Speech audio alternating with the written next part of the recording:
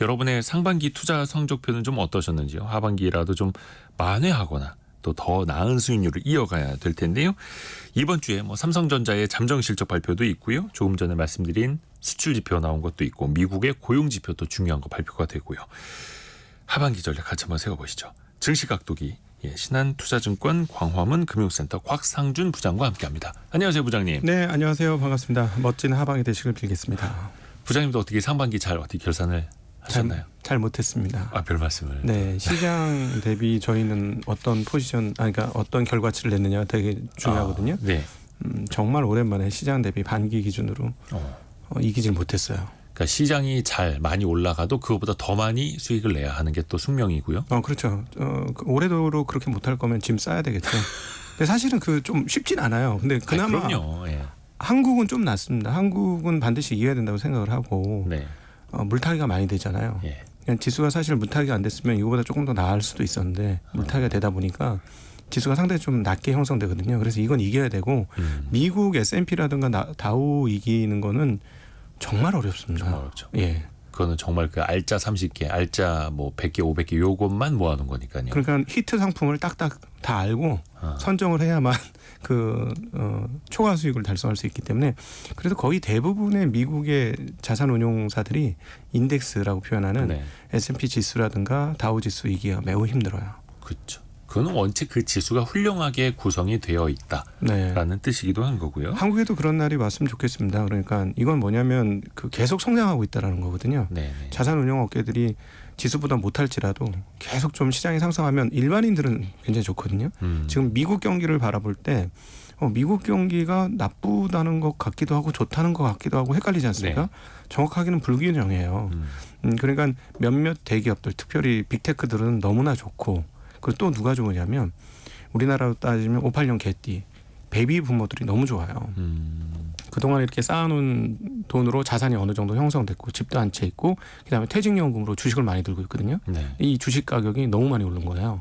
그래서 실질적인 경기, 체감 경기가 별로 일반인들 입장에서는 그렇게 썩 안 좋아도 네. 이분들한테는 상관없어요. 은퇴 자산이 충분히 있으니까. 예, 그냥 몇 배로 불어났지 않습니까? 네. 예, 그러니까 이제 미국 경기가 상당히 불균형한 상황인데 거기에 가장 큰 역할을 한 게 사실은 주식 자산입니다. 그래서 한국 분들도 사실 최근에 노후 빈곤 이런 문제가 굉장히 크지 않습니까? 이 문제를 해결하기 위해서는 좀 기업 자산에 대한 투자한 것들이 좀 늘어나면 좋겠는데 요 상황이면 참 어렵죠.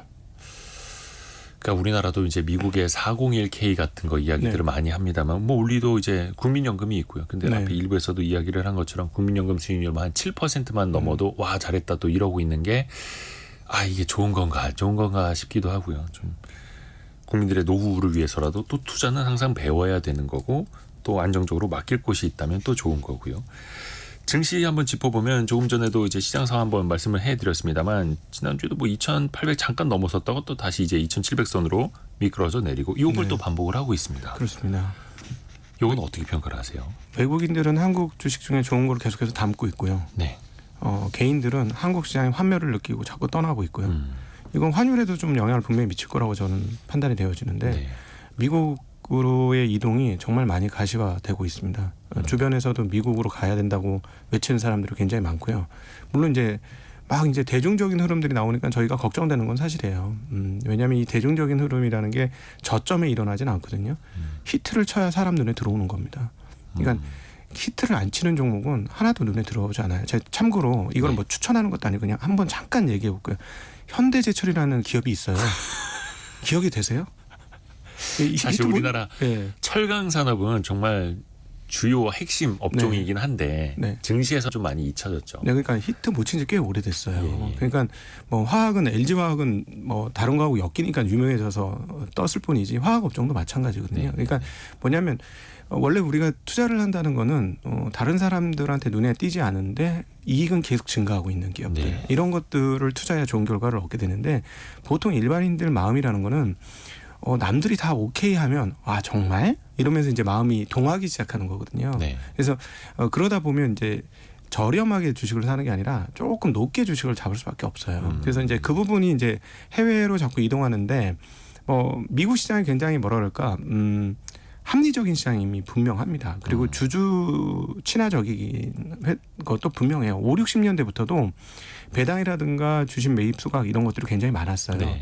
그래서 버티면 좋은 결과를 얻는 것은 분명히 맞는데 너무 고점에는 안 들어갔으면 좋겠다는 고민들이 조금 있습니다. 그렇죠. 네. 그러다 보니까 이제 국내는 외국인들은 매수를 해줘서 그 부분은 버텼는데 개인들은 계속해서 시장에서 조금씩 빠져나가다 보니까 그건 또 시장을 짓누르는 압박 요인이 되고 이게 오가고 있어서 이렇게 박스권에서 돌파를 못하고 있는 그런 상황이라고 볼 수 있겠습니다.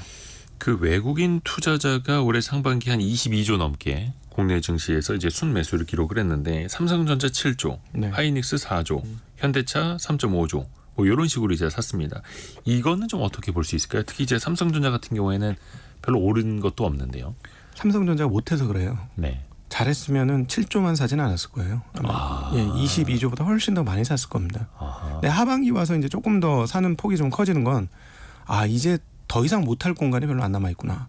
이런 생각이 드는 거죠. 여기서 더 못하기도 힘들다. 네, 왜냐하면 이거는 이제 삼성전자가 제일 잘하는 네. 삼성전자가 제일 잘하는 게 뭐냐면 물량이 어마무시합니다.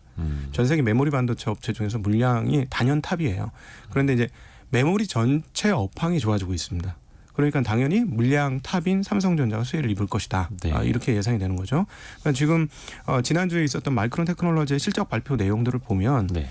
HBM이 이제 마진을 좋게 해줄 것이고 그다음에 SSD 중에서 기업에 납품하는 eSSD 그러니까 저장 장치 이게 30테라바이트 이런 것들이 너무 잘 팔리고 있다. 이렇게 하면서 이것도 가격이 올라갈 것이고 HBM 만드느라고 보통 HBM 하나 만드는데 단위로 따져보면 하나 만드는데 D램이 석장 필요하다. 그러니까 네. D램 수급도 타이트해진다. 이러는데 D램도 만들고 SSD의 그 원료인 낸드도 많이 만드는 회사가 바로 삼성전자입니다. 그렇기 네. 때문에 이 가격들이 다 그 공급이 타이트해지면서 가격이 올라가고 있기 때문에 하반기 실적은 상반기보다는 무난하게 좋을 것 같아요. 그래서 이제 최근에 외국인들의 매수가 조금 더 늘어나는 거라고 보면 되겠고 상반기에는 워낙 못했기 때문에 차라리 잘하는 쪽으로 돈을 더 외국인들 투자가 집중됐다고 봐야 되겠죠.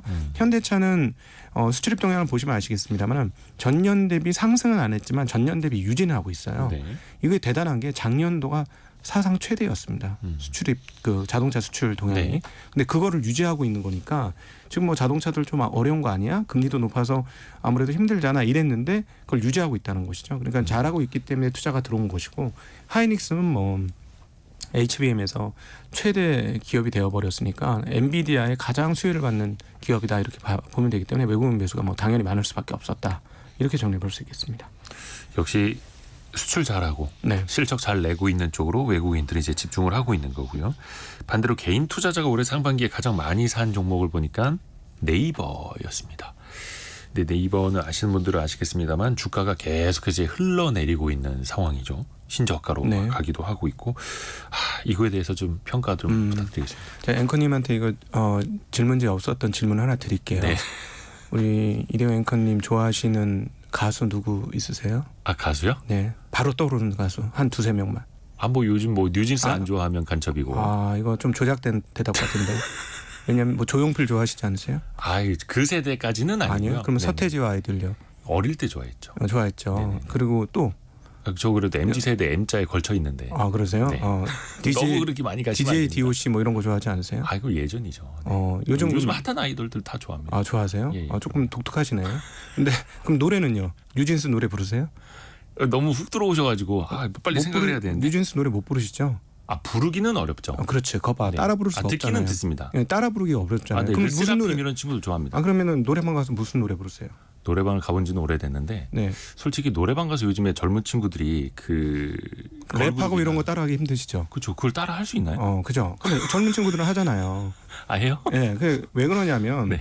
우리 머릿속에 두뇌 작용이라는 게 예. 가장 좋았을 때 기억을 자꾸 하는 경향이 있어요. 예. 이 데이터를 봐도 어떤 성향이 있냐면 사람들은 가장 좋았을 때를 기억하는 게 있어요. 그러니까 자기 머릿속에 가장 좋았던 기업을 기억하는 겁니다. 익숙한 거 많이 썼던 회사. 그것도 그렇고 최근에 가장 좋았던 회사. 그 회사들이 주가가 떨어지면 매입을 하는 거예요. 일반 사람들의 주식 매입 패턴이 꼭 이렇습니다. 올라갈 땐 저거 잡았어야 되는데 못 잡았네. 그래서 고점 찍고 내려와요. 기회인가? 그러면서 잡습니다. 그래서 떨어지는 칼날을 굉장히 많이 잡아요. 지나간 기억 속에서 현재의 가격만 보고. 예, 그러니까 과거 대비 되게 싸졌네 이렇게 보는 거죠. 근데 주식이라는 거는요, 꼭 기억하셔야 될 게 과거에 대한 데이터를 가지고 미래를 예측하셔야 되는 거예요. 네네네. 예, 그러니까 미래 수익이 제대로 안 나오면 그 앞으로 주가가 좋을 수가 없는 거예요. 미래의 실적이 좋아야 되는데 지금 여기에 나온 몇몇 기업들은 상당히 많은 기업들은 과거에 기가 막혔던 주가를 찍었던 기업입니다. 그리고 그 전에 이익 증가가 상당히 컸던 기업들이에요. 그렇죠. 그러니까 쉽게 얘기하면 한때 날렸던 유행하던 기업들이에요. 우리가 한때 날렸기 때문에 우리 입에 웅얼거리는 유행가처럼 그런 기업들이에요. 그러니까 그런 기업들이 가격이 싸지니까 되게 좋다고 판단하는데 아니 업황의 시즌이 좀 지났을 수도 있습니다. 그 다음 업황까지는 꽤 기다려야 될 수도 있거든요. 그러니까 과거의 유행가를 다시 읍조리지는 말자라는 말씀이시죠. 네, 그렇죠. 물론 이 기업들이 이제 미래에 안 된다는 얘기가 아니고 네. 그래서 여러분 아까 제가 현대지치라는 회사가 있었는데 들으신 기억이 있으세요? 라고 표현했던 것처럼 우리가 투자를 할 때는 한물 간 것처럼 생각하지만 실제로 내실이 다져지고 있는 회사. 현대제철은 저 안 봤어요 데이터. 현대제철 얘기하는 거 아니고요. 뭐 예시로. 근데 예를 들어서 이제 좋은 기업이고 우량한 기업일 수는 있지만 네. 현재 혹은 미래에 좋은 주식이냐는 또 다른 이야기니까요. 그럼요. 그러니까 과거에 좋았다가 미래가 항상 좋은 건 아니지 않습니까? 네. 네. 코스닥 한 5년 전으로 넘어가면 시가총액 30위하고 지금의 시가총액 30위 비교해 보세요. 비교할 수가 없어요. 없어진 기업들이 많아요. 그렇게 되는 거거든요. 그래서 그 항상 우리가 투자를 하실 때 그렇게 하셔야 되는데 이게 이제 참 눈에 익숙하고 머리에 익숙하고 과거에 좋았던 기억을 가지고 있는 회사들을 투자하는 경향성이 있습니다. 근데 계속 말씀드리지만 앞으로 좋을 기업들을 투자하시는 게 참 좋다. 제가 작년부터 올해까지 반도체 얘기를 제일 많이 하지 않았을까요? 여기 나와서. 네, 맞습니다. 네, 왜냐하면 업황이 좋을 거라고 예상했기 때문에 말씀드리는 거고 차후에도 또 이런 게 좋을 어떤 제 입에서 자꾸 얘기 많이 나가는 업종들은 앞으로 좀 업황이 좋지 않을까 하고 예상하는 것들 말씀드릴 테니까 그거 참고하시면 좋을 것 같습니다. 고은호님이 누가 이런 얘기를 먼저 해줬으면 유유 이렇게 보내주셨는데 저희 매주 월요일 그 10시 5분부터 거의 한 40분 동안 개미스쿨 시간을 합니다. 예, 우리 곽상준 부장님은 3주에 한 번씩 나오고 계시고요. 근데 요즘에 여러분도 아마 생각해 보시면 네이버 카페, 네. 밴드, 네이버 검색, 지식인 예전만큼은 많이 안 쓰신다라는 걸 체감하지 않으실까요? 네. 특히 이제 AI 시대가 되면서 검색의 시대는 끝났다 이런 말도 나오는 상황이어서 그래서 이제 과거가 아니라 미래를 내다보는 게 그게 이제 투자의 또 기본이기도 하고요. 그러면 이런 전략은 어떻습니까? 외국인들이 많이 산 것을 지금이라도 따라 산다면 뭐 예를 들면 뭐 반도체, 자동차, 뭐 조선도 있고요. 그 외국인들이 산지 좀 오래됐어요. 그렇죠. 꾸준히. 네, 좀 산지 오래돼 가지고 중간 이상은 이미 다 올라왔습니다. 네, 그래서 그 저희들은 지금 고민이 도대체 반도체 피크가 언제 올 것이냐에 대해서 정말 고민이 많아요. 네. 그러니까 25년도 상반기에 피크면 지금 투자하시면 안 됩니다. 만약에 25년도 하반기 뒷자락에서의 실적 피크가 오면 아직 괜찮습니다. 그리고 26년까지도 실적이 괜찮다고 확신이 들면 지금도 괜찮아요. 예. 그런 상황인데 보통 이제 주가는 6개월에서 1년 정도 선행하니까요. 네, 근데 반도체 선행은 너무너무 빨라서 보통 한 3에서 6개월을 선행하면 되는데 얘는 최소 6개월에서 1년 선행합니다. 지난번에 21년도 주가 고점 실적 피크 22년도 상반기였어요. 네. 그러니까 무려 1년이나 빨리 실적 피크가 왔는데 왜 그러냐 하면 안 되면 적자 나는 업종이라 그래요. 그러니까 안 되더라도 살짝 빠졌다가 내년 되면 다시 올라. 그래서 계속 이익과 매출이 우상향해 이러면 되는데 얘는 그냥 박스권에서 오르락내리락 하는 경향성이 좀 있어요. 물론 약간 우상향하긴 합니다만 안 될 때 적자가 나니까 마음 놓고 사람들이 갖고 있기가 어려운 거예요. 뭐 그런 특성이 반도체는 좀 있고요.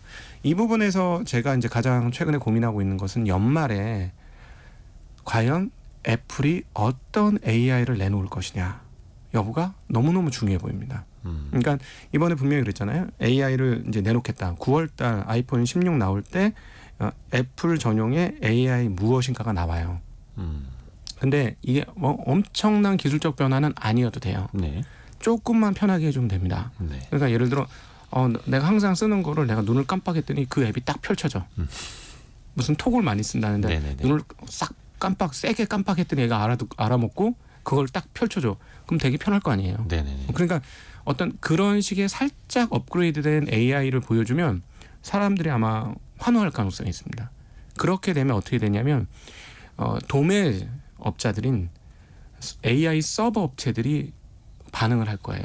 그러니까 지금 이 생태계를 말씀드리면 지금 하고 있는 일은 뭐냐면 고속도로를 까는 거예요. AI에서. 네. 예, 인프라를 까는 겁니다. 지금 빅테크들이 여기에 그냥 모든 올인을 해서 돈을 갖다 넣어가지고 엔비디아 칩 모자란 걸 어떻게 사서 하는 것들은 소비자 단이 아니라 도매업자 단이에요. 그렇죠. 기업들을 위해서. 네, 고속도로를 쫙 깔고 있는 거예요. 그 다음에 기다리는 건 차가 왔다 갔다 얼마나 할 것이냐. 내가 이거 깔아놓으면 차 엄청 다닐 거야. 우리가 98년, 2000년 사이에도 그렇게 고속도로를 잘 깔아서 지금 이 자리에 왔어. 이렇게 생각하는 게 구글이라든가 메타 이런 업체들일 거예요. 그러니까 지금도 그런 미래를 바라보고 고속도로를 열심히 깔은 거예요. 네. 근데 이거 사람들 통행하게 차가 많이 다니게 해주는 기업은 누구냐면 바로 애플입니다. 소비자하고 붙어 있잖아요. 소비자가 직접 쓰는 제품을 만들잖아요. 그래서 여기서 어떤 뭐 킬러 앱이라든가 좋은 AI 툴들을 딱 만들어줘서 사람들이 그걸 막 너무 재밌게 잘 써.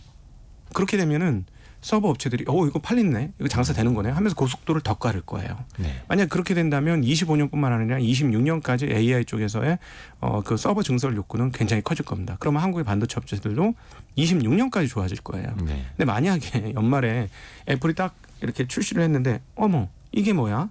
똑같네, 뭐 잘 모르겠는데 뭐 이래 버리면 뭐야, 소비자 단에서 안 팔릴 수도 있어? 그럼 서버 업체들이 그동안 증설하는 것에 대해서 조금 고민이 시작될 수가 있죠. 속도 조절 네. 이렇게 나오겠죠. 그래서 그러면은 그렇게 되면 메모리 25년까지는 팔기로 했으니까 팔리지만 26년에 대한 주문이 좀 애매해질 수도 있다. 그런 상황입니다. 그래서 하반기에 저는 개인적으로 그 디바이스 단에서 하는 뭐 그 온 디바이스라고 표현되는 그 온 디바이스 AI가 어느 정도의 구체성을 가지고 일반 소비자들의 마음을 끌어낼 것인지 여부가 굉장히 중요해 보인다. 이렇게 판단하고 있습니다.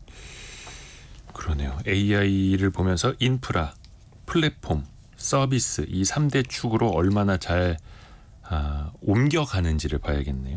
엔비디아 GPU가 인프라라면은 AI를 담은 뭐 온디바이스 AI 폰도 그렇고 이런 게 이제 플랫폼이 될 수도 네. 있는 거고요.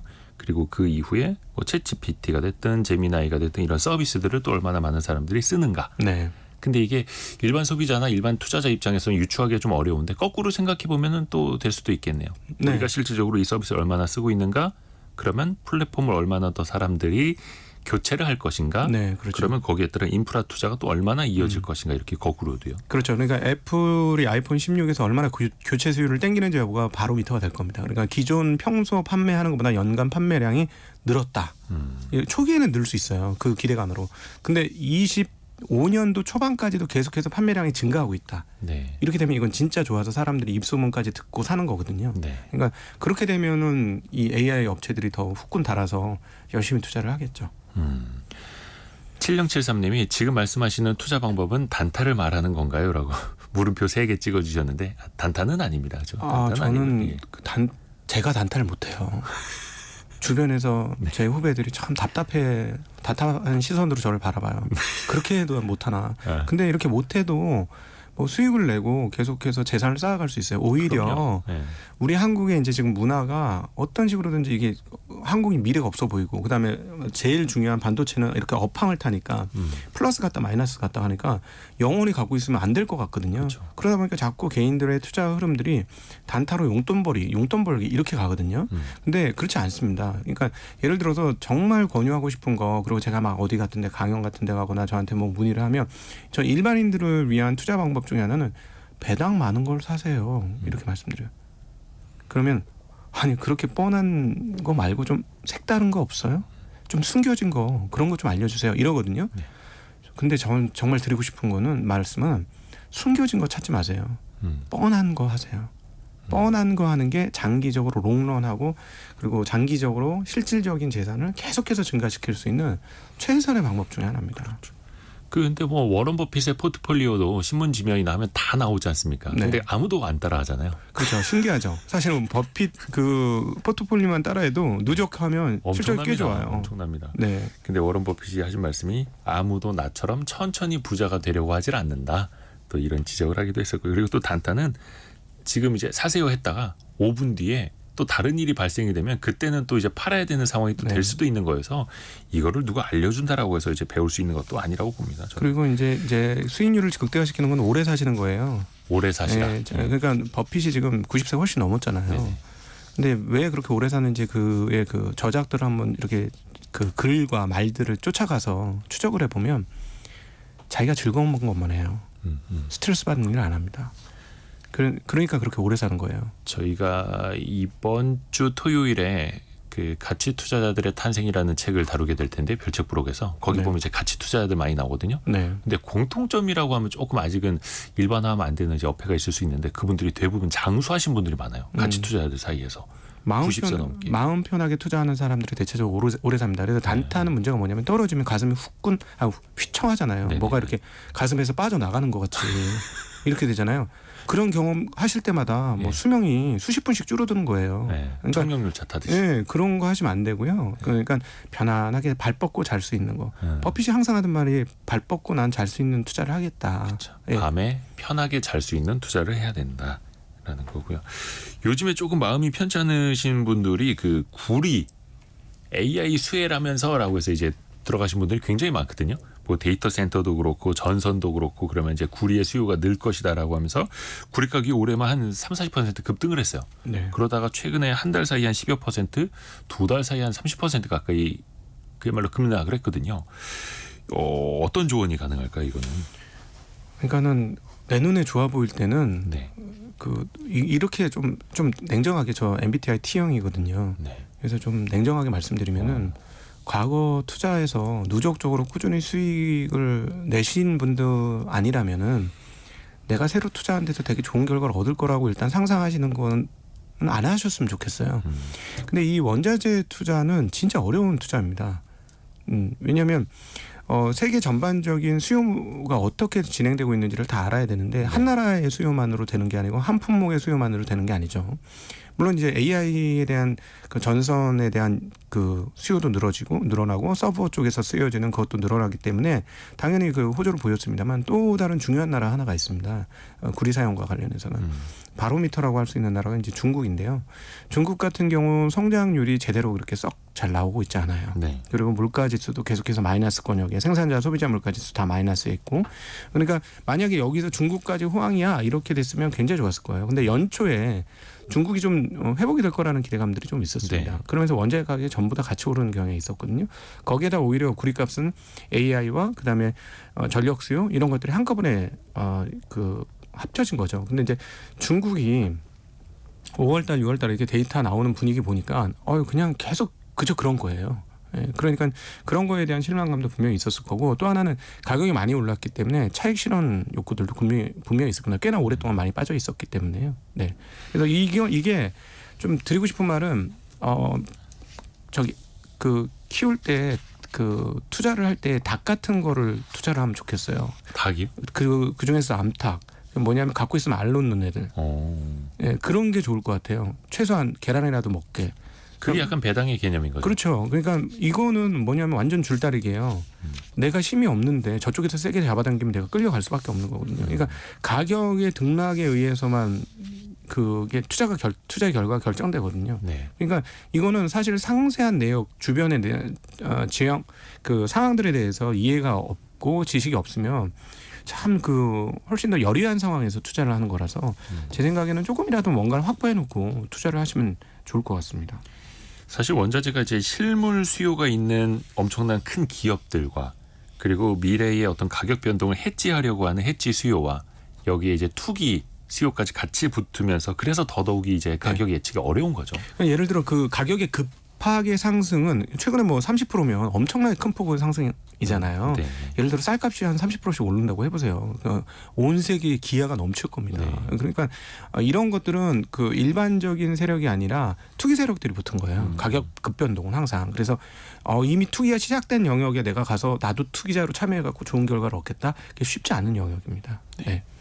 또 이번 주 큰 이벤트 중에 빼놓을 수 없는 게 삼성전자 잠정 실적 발표입니다. 이번 주 금요일 7월 5일에 있는 걸로 알고 있는데요.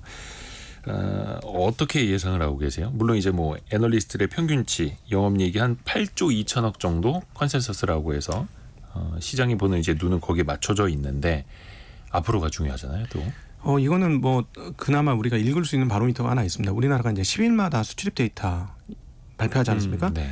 한국에서 메모리 반도체 만들어서 한국 업체들이 많이 쓸까요? 않습니다. 수출. 네. 한국 휴대폰 한국에서 만드는 것보다 베트남에서 만드는 게 훨씬 많아요. 그래서 수출입 동향을 살펴보면 수출의 절반이 어떻게 되냐면 미국, 중국, 그다음 베트남이에요. 네. 베트남으로 많이 나가는 이유는 휴대폰에 대한 그 중간재 수출이 많습니다. 거기서 조립하니까요. 네, 그러니까 여기도 반도체 매출이 상당한 거죠. 그러니까 수출입 동향에서 지금 반도체가 570억 나왔고 연간 최대 수출입 규모다, 수출 규모다 이렇게 되면 반도체는 역으로 환산해서 계산을 해보면 이번 6월달에 수출이 매우 좋았고 이익도 매우 좋을 것이다. 5월달보다도 더 좋다. 이렇게 예상할 수 있기 때문에 당연히 6월, 5월, 4월을 합친 2분기 실적은 좋을 수밖에 없어요. 네. 그리고 지금 말씀드렸듯이 사상 최고라고 했잖아요.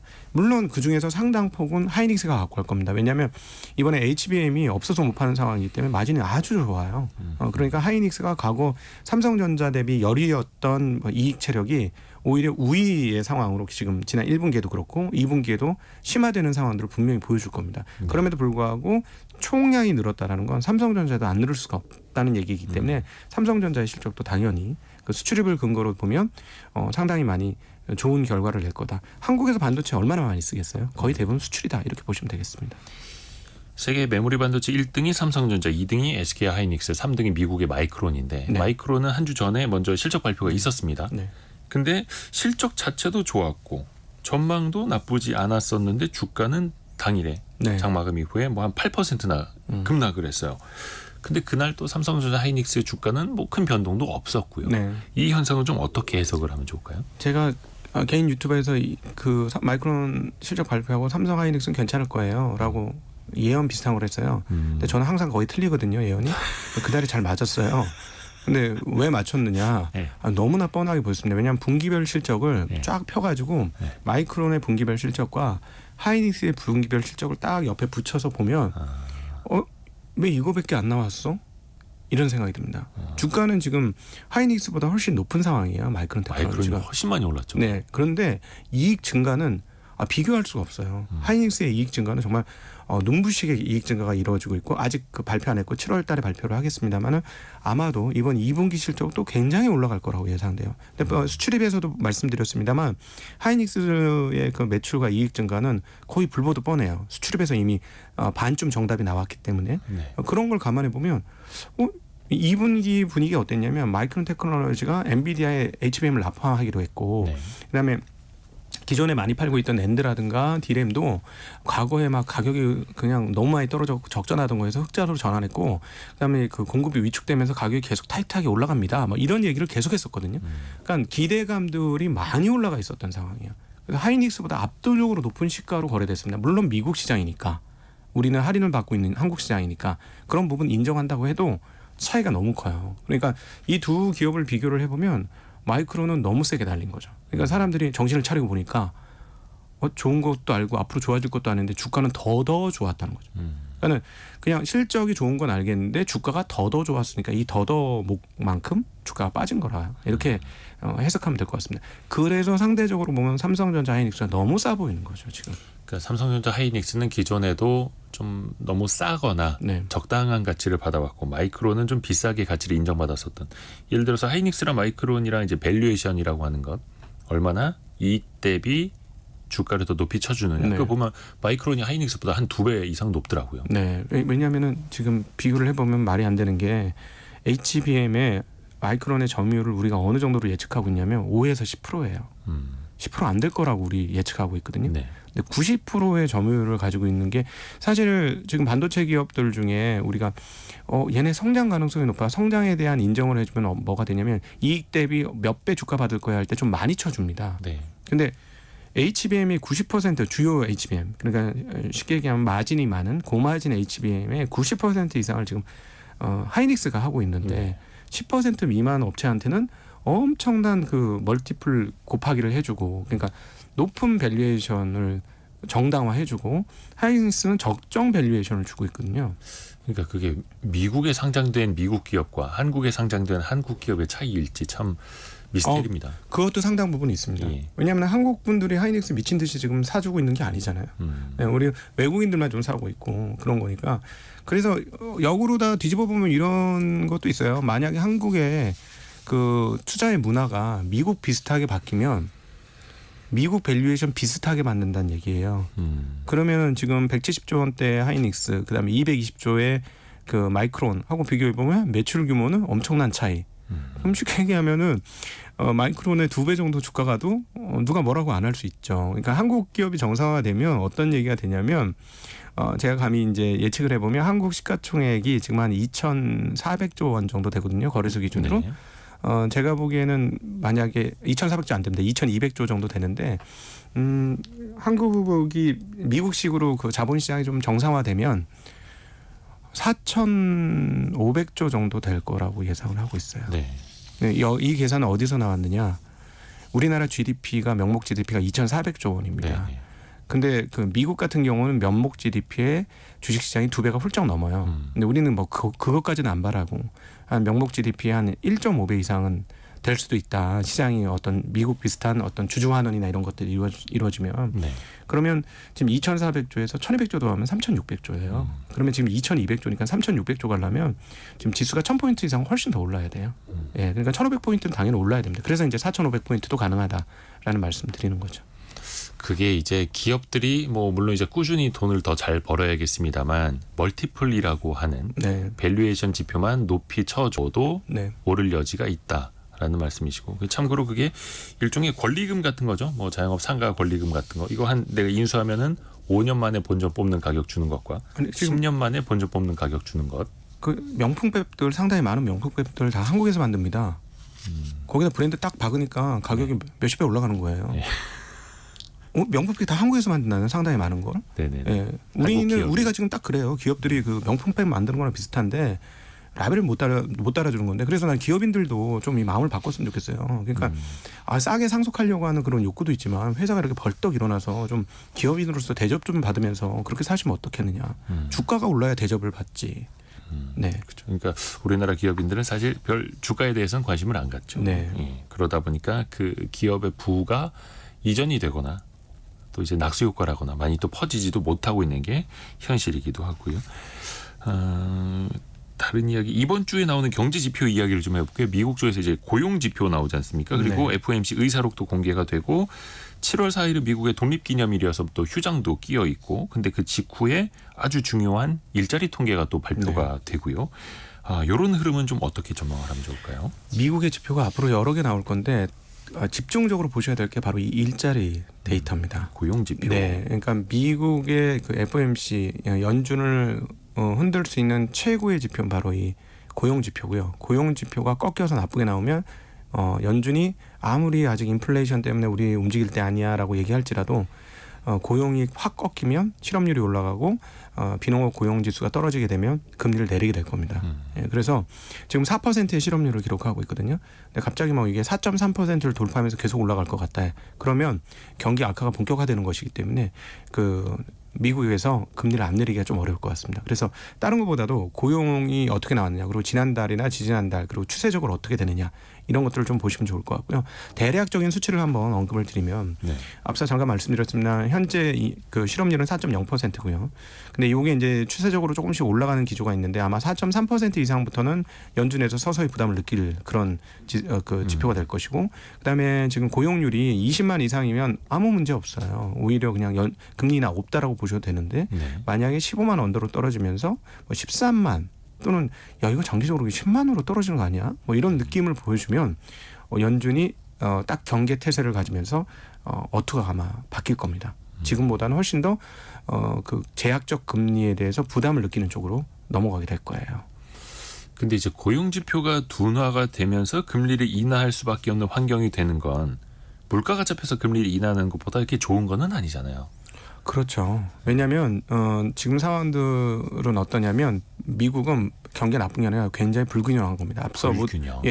모두에도 말씀드렸지만 자산가들은 너무나 좋은 때를 지나고 있는 거고 일반 월급으로만 생활하는 사람들은 물가가 다들 올랐어요. 지금 미국 갔다 오신 분들 계속 증언을 해주는 거 보면 3명이서 뭐 스테이크 먹으러 갔더니 뭐 한 50만 원 가까이 나오더라. 팁까지 하니까 뭐 팁을 20%씩 줘야 된다는 거죠. 뭐 그러니까 그래서 너무 밥값이 올랐고 물건값이 다 모두 올랐다. 그리고 어떤 측면에서 지금 K푸드 미국에서 엄청난 인기잖아요. 네. 그리고 K뷰티 화장품들 왜 그럴까 보면 미국인 서민들의 삶이 되게 팍팍해진 거예요. 그래서 싸게 접근할 수 있는 한국의 제품들에 대해서 그렇게 그 많은 관심과 그 매수가 이루어지고 있다. 이렇게 또 볼 수 있기 때문에 지금 일반인들은 굉장히 어려운데 그나마 버티는 건 고용이 살아있기 때문에 버티는 겁니다. 네. 근데 여기서 고용이 죽으면 숫자적으로 굉장히 많은 사람들이 어려움을 당하게 될 것이고 그렇게 되면 연준이 그때는 행동하지 않기는 굉장히 어려울 거다라고 보고 있습니다. 근데 이제 고용 지표가 좀 안 좋아져서 시행되는 금리 인하라면 네. 주식시장에 좀 충격은 오지 않을까요? 그럼요. 만약에 이렇게 고공행진하다가 갑자기 금리를 떨어뜨리는 상황이면 금리를 한두 번 떨어뜨려가지고 그게 해소될 문제면 상관이 없지만 네. 금리를 떨어뜨린다고 해소가 안 되면 미국 경기 굉장히 나빠지는 거다. 이렇게 보면 되겠죠. 지금 금리가 제약적인 상황은 분명히 맞거든요. 근데 이게 시차가 굉장히 많이 걸려요. 왜 그러냐면 30년물 그 모기지 금리가 6.9, 7.0 요 사이예요. 지금 네. 금리가. 근데 이렇게 금리가 높은데 왜 주택값이 왜 올라? 이렇게 보면 어떻게 되냐면 기존에 과거에 대출 받은 사람은 고정금리예요. 2%대 후반, 3%대 초반. 그러니까 이분들은 대출 안 바꾸는 거예요. 네. 가라앉다고 그냥 그대로 유지하니까 기존 주택 물건 안 나오죠. 근데 앞서 말씀드렸던 베이비 부모들은 돈을 엄청 벌었어요. 이걸 뭔가로 바꾸고 싶어. 그러면 주택을 사는 거예요. 신규 주택 거래 매매가 나쁘지 않아요. 계속해서 유지가 되면서 주택값이 30만 달러 중반에서 41만 달러까지 지금 미국의 중간 주택 가격이 올랐습니다. 네. 그러니까 일반인들은 집을 살 수 없는 일반인들 그냥 하루 먹고 하루 벌어 사는 사람들은 입장에서 모든 가격이 다 올라가고 있는 거예요. 그러니까 굉장히 안 좋은데 일자리까지 줄어들면 이 사람들이 이제 악유가 시작이 될 거고 거기에 반응할 수밖에 없을 것이다. 이 불균형한 상태이기 때문에 나빠지면 한꺼번에 나빠질 수 있다. 이렇게 말씀드릴 수 있을 것 같아요. 그래서 네. 연준도 그것을 이제 그대로 두고 보기만은 좀 어려운 거고요. 하지만 또 이제 물가 내려오는 속도가 또 너무 또 둔화돼 있어서 네, 맞아요. 그것도 좀 걱정 아닙니까? 네, 그러니까는 결국은 임금 상승률이 접히는 것까지 보이면 물가는 좀 떨어질 거로 보고 있고요. 네. 앞서도 그러나 말씀드렸습니다만 이제 주택 가격이 쉽게 안 떨어지면 굉장히 끈적끈적한 상황이기 때문에 여기서 그런 상황이 오고 실업률 빵 터지고 고용 없어지고 이래서 금리를 내리면 미국 상황들은 좋은 게 아니다라고 볼 수 있을 것 같아요. 그리고 또 하나 이제 하나 숨어 있는 그 변수는 어떤 식으로든지 선거 전까지는 좋은 경기를 끌고 가려고 노력을 하는데 네. 제가 바이든 정말 열심히 해서 당선되고 싶지만 왜 바이든이 이렇게 지지율이 안 나오나 이렇게 보면 이것도 불균형하고 문제 있어요. 경기는 우리가 봤을 때는 굉장히 좋고 제조업 경기도 과거에 비해서 좋아요. 우리나라 공장도 거기 얼마나 많이 갔습니까? 그렇죠. 다 좋은데 일반 서민들의 삶이 팍팍해진 거예요. 월급은 늘었지만 실질 소득이 늘지 않았다라는 거죠. 네, 물건값이 너무 다 오른 거예요. 그러니까 이제 물가 때문에 네. 실질 소득은 더 마이너스인 상황, 네. 또 양극화가 되고 네. 우리가 보는 거는 뭐 맨날 S&P 500 사상 최고치, 나스닥 사상 최고치 이런 게 눈에 들어와서 네. 야 저긴 진짜 경기가 뜨겁네 하는데 실제 한 표씩을 행사하는 사람들이 봤을 때는 네. 그 불균형이 심하다. 그러니까 자산과 소득의 불균형이라고 보셔야 돼요. 소득이 증가했지만 자산 증가 속도가 더 빠르기 때문에 인플레이션이 쉽게 가라앉지 않는 거죠. 그렇죠. 그런데 말씀해 주신 것처럼 은퇴 401k 이렇게 투자를 또 오랫동안 해 놓으신 분들 입장에서는 굉장히 또 여유 있는 또 자산가가 되어 있는 거고. 근데 만약에 여기서 자산 가격을 떨어뜨려 갖고 인플레이션 낮춰 가지고 일반 서민들의 지지를 받고 싶다. 과연 그렇게 할 수 있을까요? 그것도 어렵고요. 네. 그래서 또 우리는 자산 가치를 높여야 되니 투자도 계속해서 이렇게 공부를 해야 되는 거고요. 개미스쿨 시간 함께했습니다. 신한투자증권 광화문 금융센터 곽상준 부장과 함께했습니다. 고맙습니다. 네, 감사합니다.